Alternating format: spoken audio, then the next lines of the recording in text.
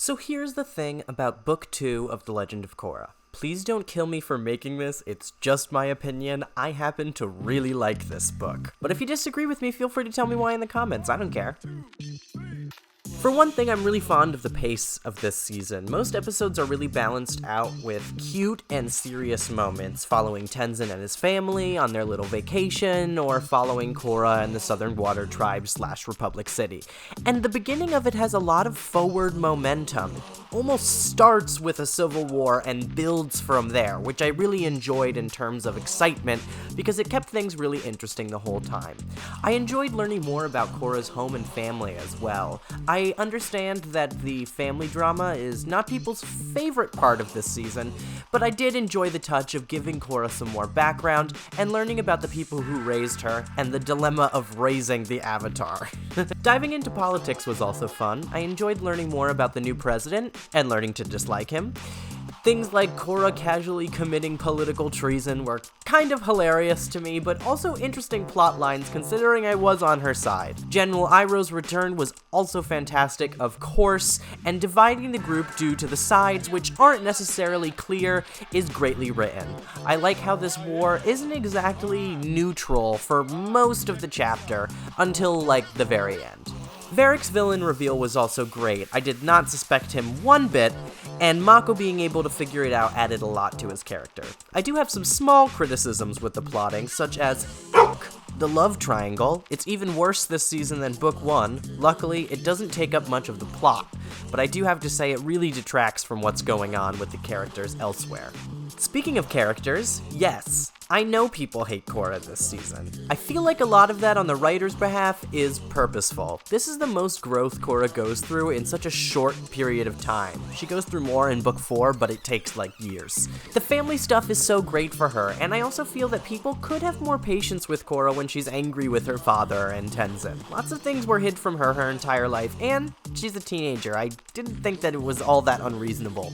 Near the end of the season, where she's able to find her own light, we also get a lot of spiritual payoff. The reason why people like her so much in Book 3 is not a coincidence, and it's not because the writing magically got better. It's the same writers, by the way, but it's because she grew so much in Book 2, and all of the strife that she goes through and drama in the beginning really builds up to her becoming more understanding, and her losing so hard, really damages the confidence that she held for herself, and allows her to break down and really let some more emotional influence in.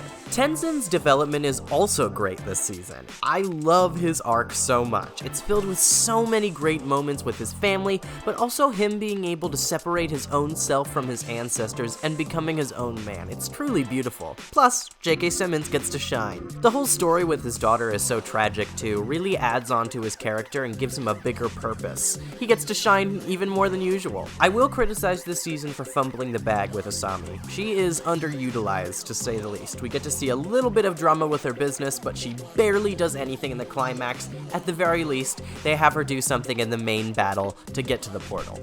Bolin has some nice development, but some of the plot lines with him didn't exactly age well. Mako shows off his detective skills. Other than that, not much. Can't say that it's worse than his qualities in Book 1, though. Learning more about Tonrock is great. Why did they make her dad a DILF, though? In terms of the setting, I like that we get to travel to the Southern Tribe, but also keep building things in Republic City. It gives the season a really grandiose feeling. Plus, the battles are so fun. I personally love how they integrate everyone's skills into the airborne assault on the portal. Seeing the new soldiers' tactics in the South was also interesting as well.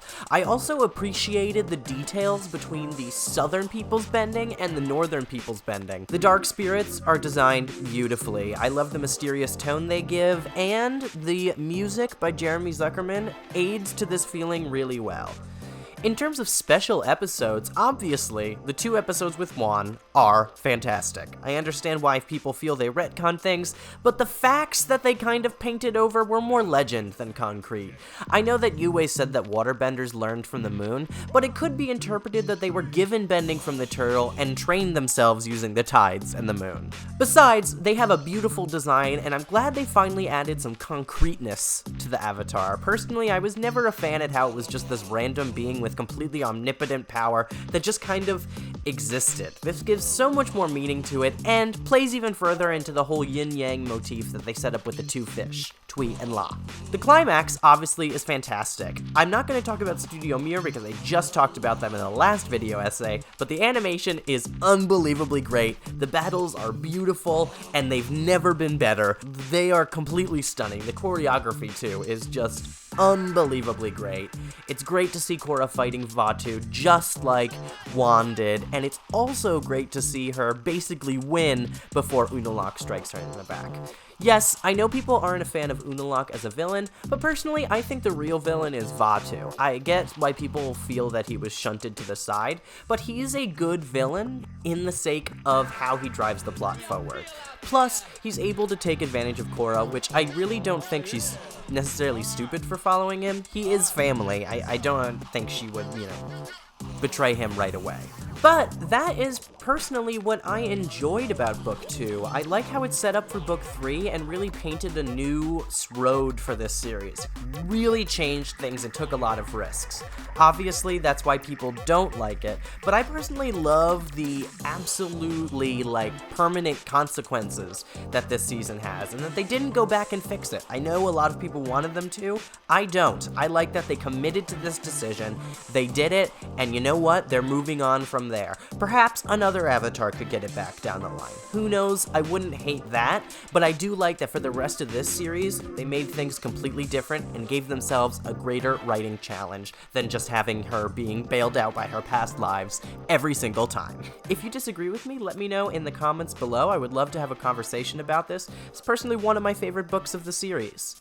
If you would like to support us further, see more essays and wins videos and reactions and full reactions, consider contributing to our Patreon. We have 3 different tiers for you to choose from, but if you can't do that, we would still just love for you to subscribe, like, or just even watch our videos. We really appreciate every bit of support you give us.